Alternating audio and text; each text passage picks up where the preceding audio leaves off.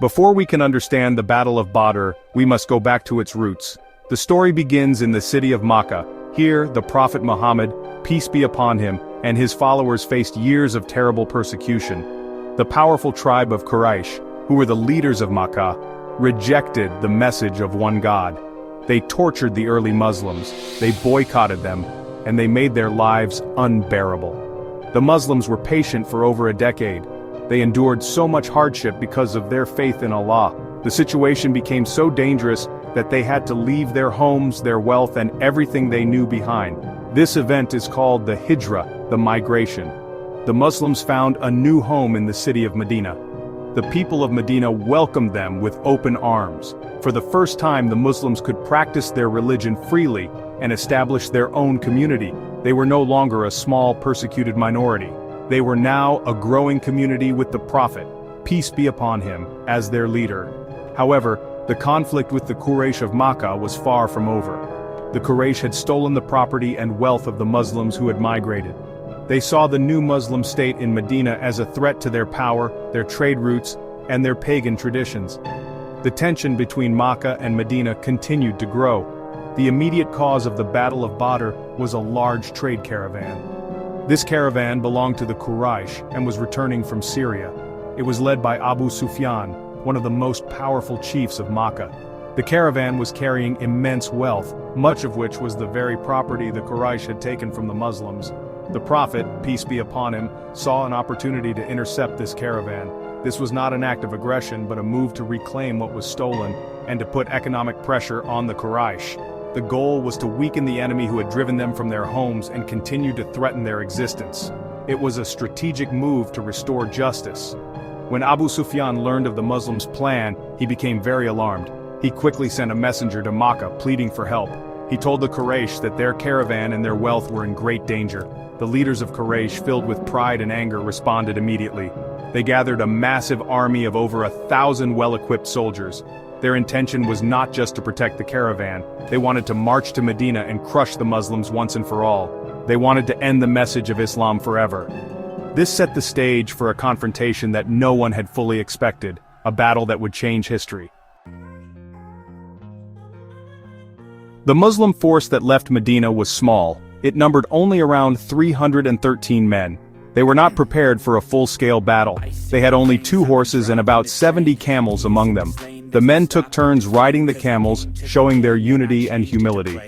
Many of them were walking. Their weapons were simple and their supplies were limited.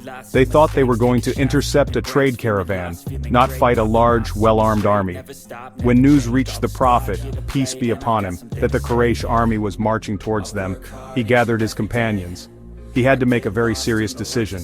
This was a moment of truth for the entire community. The Prophet Muhammad, peace be upon him, showed his perfect leadership. He did not make the decision to fight alone. He consulted his companions, the Sahaba. He asked for their advice and their support. The Muhajirun, those who had migrated from Makkah, spoke first. They pledged their complete loyalty, saying they would follow him no matter what. Then, he looked towards the Ansar, the helpers from Medina. It was their city and their land. He wanted to know if they would stand with him in a battle outside of Medina. Their response was beautiful and powerful. They declared that they would fight by his side and never abandon him. With his companions united behind him, the Prophet, peace be upon him, turned to Allah. He spent the entire night before the battle in deep and emotional prayer. He stood in his tent, raising his hands so high that his cloak fell from his shoulders.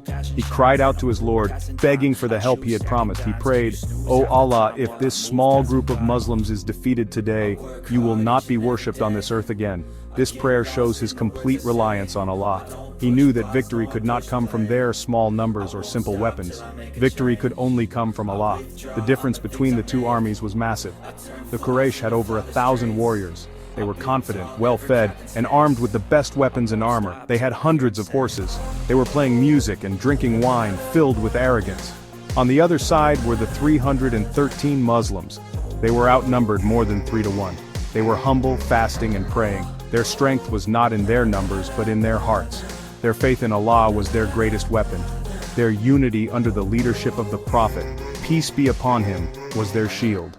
They were ready to sacrifice everything for the sake of the truth. The battle took place on the 17th of Ramadan, in the second year after the Hijrah. The Quran calls this day Yawm al-Furqan, the day of the criterion, because it was the day that clearly distinguished truth from falsehood. The battle began, as was the custom, with duels between champions from each side. 3 of the Quraysh's best fighters stepped forward, including powerful leaders. The Prophet, peace be upon him, sent forth 3 of his own beloved family members and companions, including Ali ibn Abi Talib and Hamza ibn Abd al-Muttalib. In a stunning display of skill and courage, the Muslim champions defeated their opponents, which was a huge blow to the morale of the Quraysh army. After the duels, the general battle began. The small Muslim army stood firm against the massive onslaught of the Quraysh. They fought with a courage that amazed their enemies. They were not fighting for wealth or for glory, they were fighting for their faith, for their freedom, and for the future of Islam. The Prophet, peace be upon him, was in the heart of the action, directing his men and encouraging them. At a critical moment, he took a handful of dust and threw it towards the enemy, saying, "May their faces be shahat al-wujuh." The dust miraculously flew into the eyes and noses of the pagan soldiers, causing confusion and chaos in their ranks. Divine help was clearly on the side of the Muslims. The Quran mentions that Allah sent down angels to fight alongside the believers. The Muslims felt a sense of calm and reassurance, while the Quraysh were filled with terror. The tide of the battle turned decisively. The lines of the Quraysh army broke, and they began to flee in disarray. Many of their most important leaders were killed on that day. This included some of the fiercest enemies of Islam, like Abu Jahl, who was known as the pharaoh of this ummah. The death of these arrogant chiefs was a major blow to the power structure of Makkah. It was a sign that their time of tyranny was coming to an end. The battle ended in a complete and overwhelming victory for the Muslims. Approximately 70 of the Quraysh were killed, and another 70 were taken as prisoners of war. In contrast, only 14 Muslims were martyred. The prisoners were treated with kindness and respect, following the teachings of the Prophet, peace be upon him. Some were released for a ransom, while the literate among them were asked to teach 10 Muslim children how to read and write in exchange for their freedom. This act of mercy, even towards enemies, showed the noble character of the new Islamic State and its leader. The victory at Badr was a turning point for Islam. It was far more than just a military success. It was a powerful moral and spiritual victory that echoed across the Arabian Peninsula. The news of how a small, poorly equipped group of believers defeated the mighty Quraysh spread like wildfire. It confirmed to the Muslims that Allah was truly on their side. Their faith was strengthened beyond measure. They had been tested and they had passed the test. The victory boosted their morale and gave them the confidence to face future challenges. It solidified their identity as a community blessed with divine support. Politically, the Battle of Badr changed everything. Before Badr, the Muslims in Medina were seen as a band of refugees. After Badr, they were recognized as a major power in Arabia. The tribes that were previously allied with the Quraysh or were neutral began to reconsider their positions. They saw that a new force had emerged, one that was guided by principle and protected by a higher power. The authority of the Prophet Muhammad, peace be upon him, as a leader was firmly established. The victory gave the Muslim community the security it needed to grow and to spread the message of Islam peacefully to a wider audience. The Battle of Badr is mentioned specifically in the Quran as a great sign from Allah. In Surah Al-Anfal, Allah reminds the believers that it was not they who won the victory, but it was Allah who granted it. He says, "And you did not kill them, but it was Allah who killed them. And you threw not, O Muhammad, when you threw, but it was Allah who threw." This verse emphasizes that all power and success come from Allah alone. The battle serves as a timeless reminder that with true faith and reliance on God, even the greatest odds can be overcome. It teaches us that victory is not about numbers or material strength, but about the strength of one's connection to the divine. The lessons from the Battle of Badr are profound and relevant for all time. It teaches us the importance of faith and trust in Allah's plan. It shows us the power of unity and the importance of following righteous leadership. It demonstrates that courage is not the absence of fear, but the ability to stand for what is right despite fear. For Muslims everywhere, Badr is a symbol of hope.